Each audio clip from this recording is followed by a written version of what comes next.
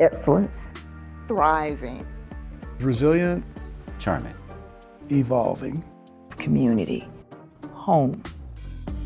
I believe that this Memorial Commons sends a message to our community that everybody belongs, everybody matters. Our lawn is a space for families to come, to play ball, to have cultural events, and just to enjoy each other. This is saying everybody's welcome to remember and to honor everybody, and you're welcome to celebrate.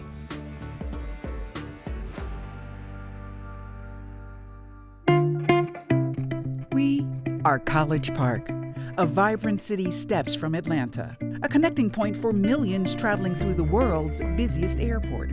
With a strong understanding of our past and an eye toward the future, we unveil Memorial Commons.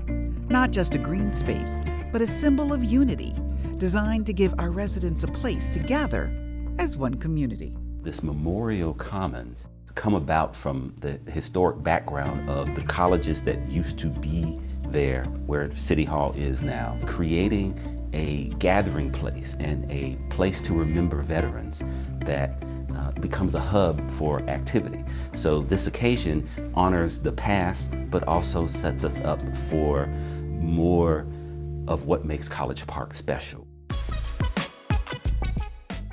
Here at City Hall, monuments honor America's veterans.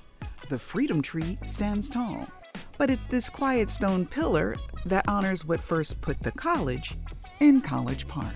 Cox College, to me, is kind of like Atlantis, the lost continent. You heard about it and you read about it, but it's hard to imagine anything having been there. Before the Georgia Military Academy, now Woodward Academy, there was Cox, a private women's college. Though closed in 1934, its legacy and others lives on here. A great deal of the history begins right on the City Hall lawn, which is where Cox College started back in the 1800s. So that one memorial in particular, I think, really ignites people's curiosity, gets them to thinking about the history of College Park. College Park has Georgia's fourth largest urban historic district. Schools, churches, rail stations, and parks stand as touchstones to our past. The community evolved from a wide spot in the road called Atlantic Station to a spot where there were two noted prep schools. The city fathers took the notion of an industrial type community, hence the original name of College Park, Manchester, named after Manchester, England, to College Park, which reflected what the populace here was interested in, genteel living and good education. A product of its time, College Park struggled with the racism and inequality of the Old South. Still, the resiliency of the people has never wavered.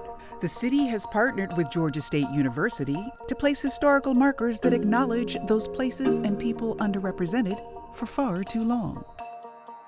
These are all the 1 square mile people I was telling you about Ben Brown. This is why it's so important that this history not be lost, because the contributions of the African American community, it was our people, our craftsmen and our bricklayers that built some of the same buildings that you see stretched along Main Street today.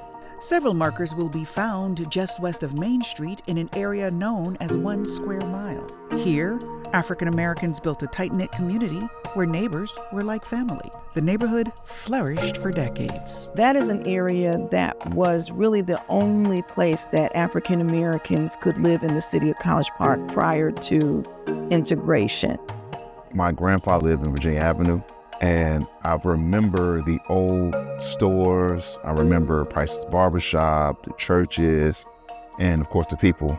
Back then, it was a great place to raise a family. It was just phenomenal. We had our own medical facility, our own doctors, funeral home, businesses. Everybody knew everybody. Everybody took care of everybody. But 1 square mile became a casualty of Atlanta's growth.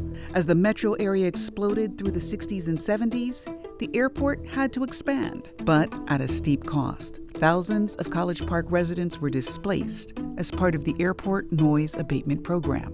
When I drive through, it's just brings back reminiscing feelings. I picture where the houses were, where the different stores were, and I think about people walking up and down the street. Grocery store. Although it's not there no more, we're going to make sure that everybody know that it was there. The nearby Newton Estates neighborhood, now home to the GICC and more, also met the same fate. When I was a kid, there were neighborhoods for miles. It looked like Brady Bunch suburbia, 60s ranch houses and that sort of thing. The airport kept expanding westward, and they would buy up the property and destroy the houses. Basically, what they lost along with the houses was kind of the middle class in that section, because a lot of the people that we grew up with, people in our neighborhood, were airline employees. Like my dad was a Delta employee, neighbor was a Delta mechanic, the guy across the street was an Eastern pilot.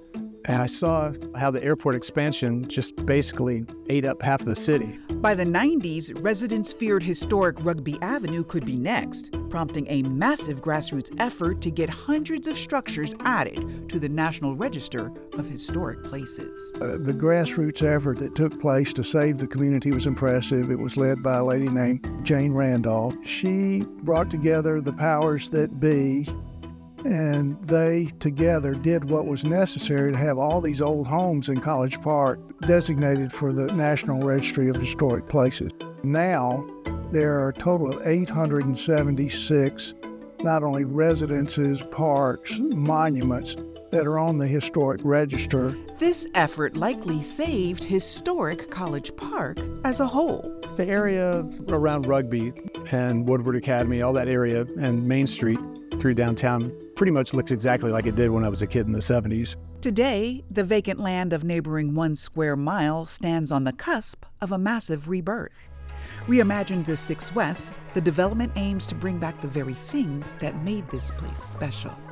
6 West is a 311-acre opportunity immediately west of Main Street. We have the first 55 acres of the 311 are under contract, and they will be building townhomes and apartments and some single-family detached homes. We are looking to honor the memory of the persons and the businesses that were there.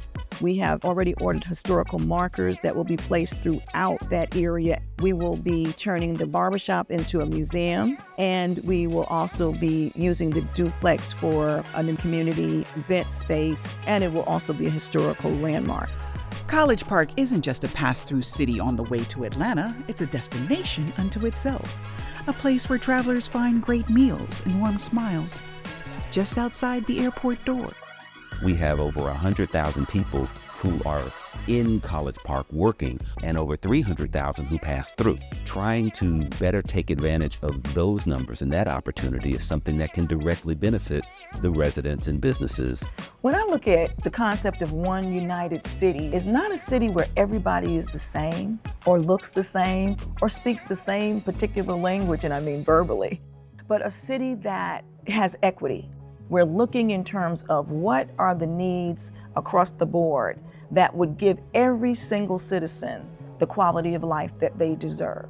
And so we look at embracing different cultures, different ethnicities, genders, preferences, and making sure that everybody feels included. Everybody knows that they belong. Being that close to the airport, having the GICC, having the arena, I think we will be the crown jewel of the South Side. It's one of those places where it has the potential to be a model of what a city can really look like with diversity. And whether it's 6 West, Main Street, Virginia Avenue, or the Old National District, City Hall's Memorial Commons connects them all. It is celebrating the history of the beginnings of College Park, but also we are memorializing Cox College, some of the contributions and some of the monuments that we have. Our City Hall lawn is getting an identity. Unity, equality, opportunity. This is the promise of College Park. The past is history, and the future begins now. I actually grew up here up until my teenage years. So coming back and just seeing how it's grown has really excited me a lot to see what it has in the future. I'm hoping that I can raise my son here and he can say he's proud to be from here like me. I wouldn't live anywhere else. We were, we are, and we will be.